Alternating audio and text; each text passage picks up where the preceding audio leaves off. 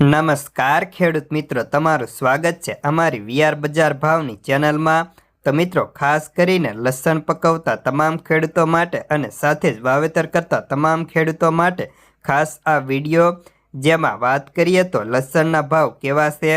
ગુજરાતમાં સતત વરસાદી માહોલના કારણે વાવેતરમાં થોડું મોડું થઈ શકે, ક્યારે સહી સમય સાચો સમય વાવેતરનો છે તેની સંપૂર્ણ અપડેટ માટે ખાસ કરીને વિડીયો પૂરો જોજો અને ચેનલમાં નવા હોય તો સબસ્ક્રાઇબ કરી નાખજો।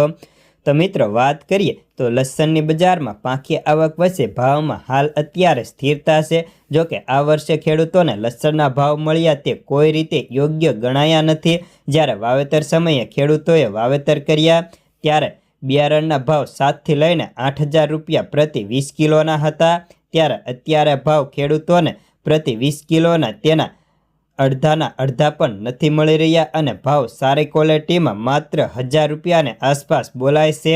જો કે વાત કરીએ તો લસણના વેપારીઓ પણ કહે છે કે હાલ કોઈ જ મોટી તેજી મંદી દેખાતી નથી। વાવેતરનું ચિત્ર સ્પષ્ટ થયા બાદ ડિસેમ્બર કે જાન્યુઆરીમાં તેજી થાય તેવા સંકેતો છે। એ સિવાય ખાસ કોઈ મોટી તેજી મંદીમાં હાલ અત્યારે લસણમાં દેખાતી નથી। જો વેચવાલી બહુ વધશે તો લસણની બજારમાં હજી પણ ઘટાડો થઈ શકે, નહીતર મર્યાદિત આવકોની વચ્ચે ભાવ આમનેમ સ્ટેબલ જોવા મળી શકે।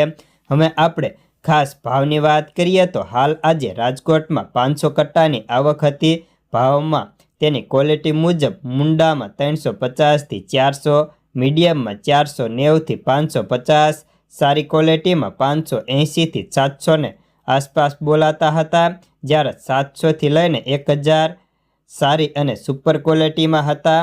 એમપીમાં લસણની પણ રેગ્યુલર 200 થી લઈને 400 કટ્ટાની આવક થાય છે, જેમાં એમપીમાં વેચવાલી સારી હોવાથી ગુજરાતમાં પણ માલ આવી રહ્યા છે। હાલ અત્યારે ગોંડલ અને જામનગર યાર્ડ સરદાર પટેલની જયંતિના કારણે બંધ છે, તો આજે ફરી યાર્ડ ખુલતા 1,000 કટ્ટાની આવક સામે ભાવ 500 થી 1,300 રૂપિયાની વચ્ચે અથડાયા હતા।